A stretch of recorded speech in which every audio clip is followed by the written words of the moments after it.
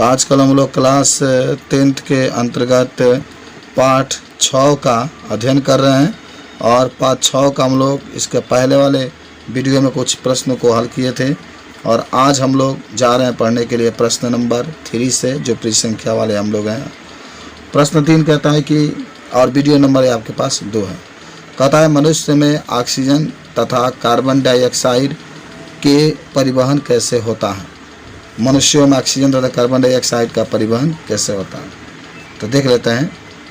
देखिए, ऑक्सीजन का परिवहन आप इसमें कह सकते हैं कि मानव शरीर के फुफ्फुस कोशिकाओं की रुधिर वाहिकाओं में आरबीसी होते हैं, जिसमें मौजूद हीमोग्लोबिन ऑक्सीजन से संयुक्त होकर ऑक्सी हीमोग्लोबिन बनाता है तथा सभी ऊतकों एवं अंगों तक पहुंच जाता है।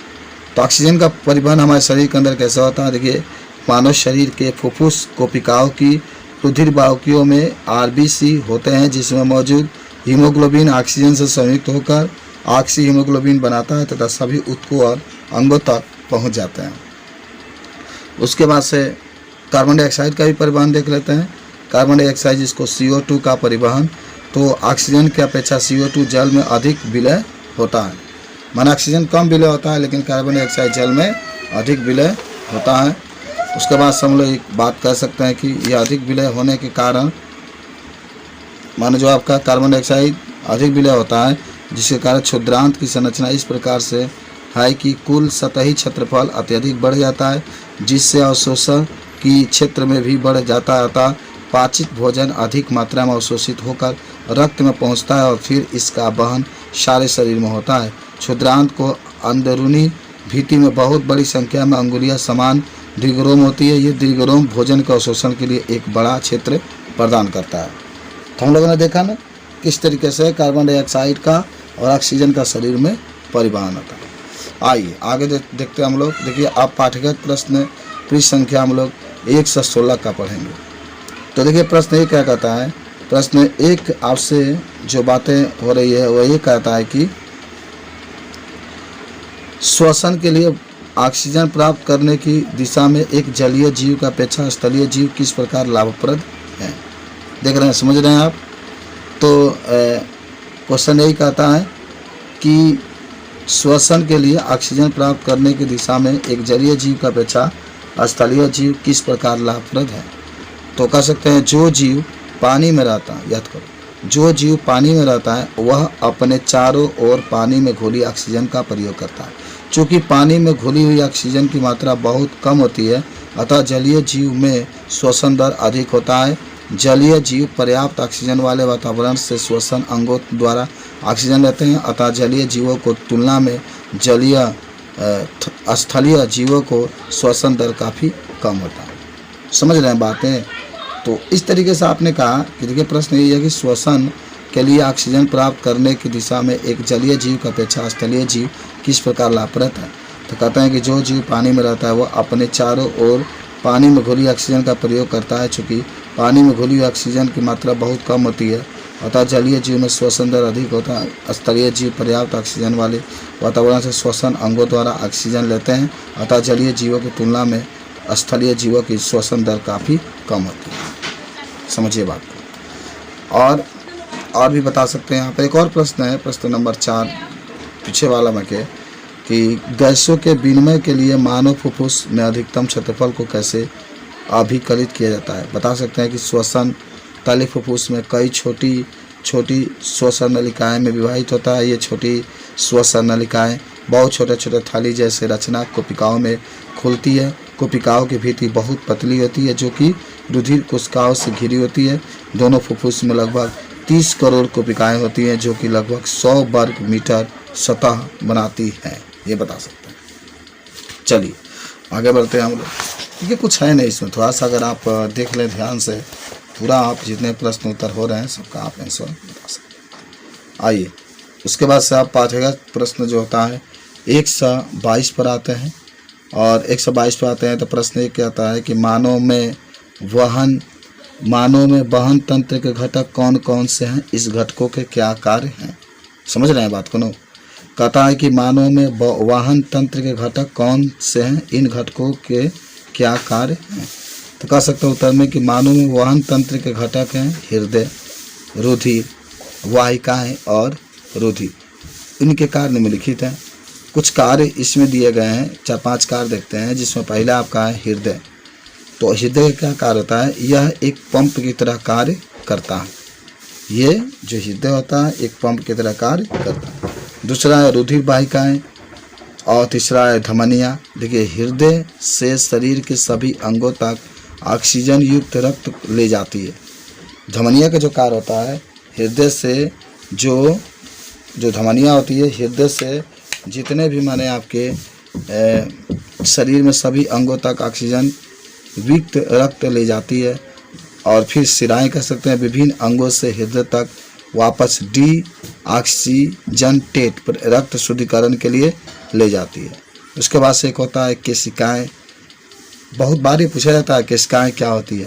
तो आप कह सकते हैं कि धमनी छोटी छोटी वाहिकाओं में विभाजित हो जाता है, जिसे केशिकाएँ कहते हैं। रुधिर एवं आसपास के कोशिकाओं के मध्य पदार्थों का विनिमय होता है, ये भी बता सकते हैं।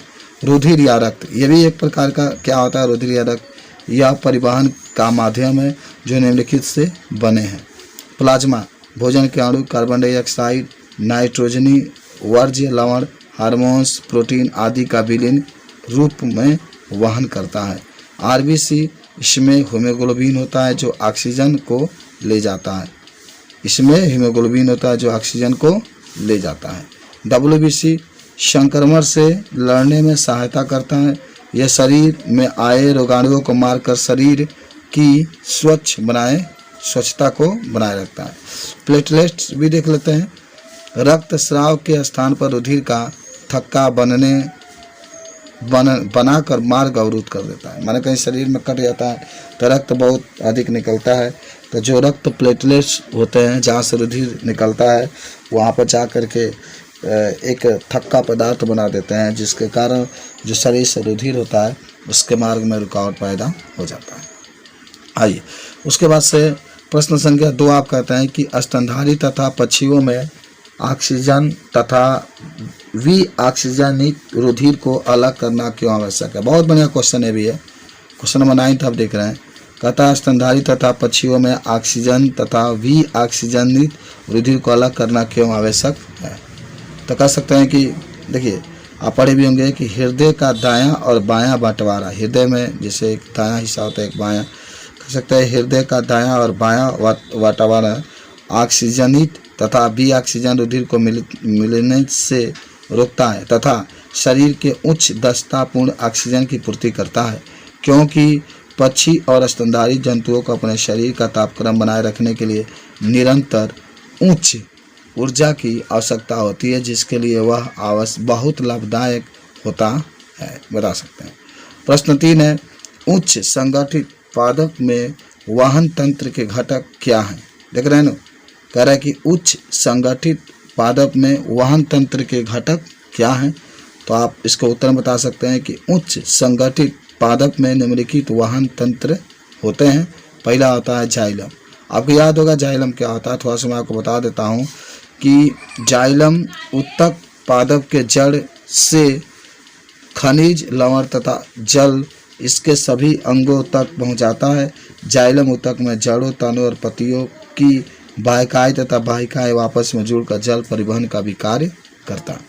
यानी जाइलम होता है, जो जाइलम होता है पेड़ पौधों के जड़ों में पाया जाता है। जाइलम उत्तक पादप के जड़ से खनिज, लवण तथा जल उसके सभी अंगों तक पहुंचाता है। जाइलम उत्तक में जड़ों, तनों और पत्तियों की वाहिकाएं तथा वाहिकाएं आपस में जुड़कर जल संवहन का कार्य करती है। चलिए, उसके बाद से दूसरा जो बात आता है, आप देख भी रहे हैं यहाँ पर दूसरा बात, जिसका नाम होता है फ्लोएम उत्तक। तो फ्लोएम उत्तक में कह सकते हैं भोजन तथा अल्प पदार्थों का संवहन पत्तियों से अन्य सभी अंगों तक फ्लोएम उत्तक द्वारा ही होता है। यानी जो फ्लोएम होता है वह पत्तियों तक तमाम प्रकार के जो अंग होते हैं उस तक फ्लोएम द्वारा ही भोजन पहुँचता है। आइए, आप देखिए प्रश्न 4 कहता है कि पादप में जल और खनिज लवण का वहन कैसे होता है? पादप में जल अथवा खनिज लवण का वहन कैसे होता है? देखिए, जल तथा लवण मृदा से पत्तियों तक जाइलम कोशिकाओं द्वारा परिवहित होते हैं। जड़, तने तथा पत्तियों की जाइलम वाही कोशिकाएं परस्पर जुड़कर संयोजी मार्ग बनाते हैं। जड़ों की कोशिकाएं मृदा से लवण लेती है। ये मृदा तथा जड़ के लवणों की सांद्रता में फर्क उत्पन्न कर देता है। इसीलिए जल को निरंतर गति जाइलम से होती रहती है। एक परासरण दबाव उत्पन्न होता है और जल और लवण एक कोशिका से दूसरे कोशिकाओं में परासरण के कारण परिवहित होते रहते हैं। वाष्पोत्सर्जन के कारण जल की निरंतर हानि होती रहती है तथा चूषण बल उत्पन्न होता है, जिससे जल तथा लवणों का परिवहन होता रहता है। देखिए, एक चित्र भी आपके सामने दर्शाया गया है कि पादप में वाष्पोत्सर्जन के दौरान जल की गति। याद होगा ना, वाष्पोत्सर्जन में बस आपको छोटा सा एक डिफिनेशन याद रखना है कि जो पेड़ पौधे होते हैं उसमें से जो हानिकारक पदार्थ होते हैं, जब उसको बाहर निकाला जाता है तो उसी को हम लोग क्या कहते हैं, वाष्पोत्सर्जन कहते हैं। आइए उसके बाद से एक और प्रश्न है कि पादप में भोजन का स्थानांतरण कैसे होता है, यानी जो पेड़ पौधे होते हैं जो उसमें भोजन बनता है उसका स्थानांतरण कैसे होता है। कह सकते हैं कि पादपों में निर्मित भोजन फ्लोएम द्वारा भंडारण अंगों जैसे जड़, फल, बीज तथा विकासशील हिस्सों में परिवहत होता है। इस क्रिया को स्थानांतरण कहते हैं। यह कार्य चालिनी कोशिकाओं तथा सहचर कोशिकाओं द्वारा संपन्न होता है। भोजन कणों का परिवहन ऊपर तथा नीचे दोनों दिशाओं में होता है। स्थानांतरण की क्रिया एक सक्रिय क्रिया है जिसका ऊर्जा का प्रयोग होता है। पदार्थों का स्थानांतरण पत्ती को कोशिकाओं या भंडारण के स्थान से फ्लोएम ऊतक से होता है। इसके लिए ऊर्जा की आवश्यकता होती है जो कि टीटी यानी एटीपी अणु से प्राप्त होता है। यह ऊर्जा परासरण दाब बढ़ाता है और परिणामस्वरूप जल बाहर से फ्लोएम अंदर गति करता है। यह क्रिया भोजन के परिवहन पादपों के समस्त हिस्सों में कायम रहती है। तो इस तरीके से भोजन का स्थानांतरण फ्लोएम के द्वारा पेड़ पौधों के जितने भी अंग होते हैं, जड़, पत्ती वगैरह जो अंग होते हैं उस तक होता है। और बाकी के जो हम लोग बस आज के लिए इतना ही रहने देते हैं। नमस्कार।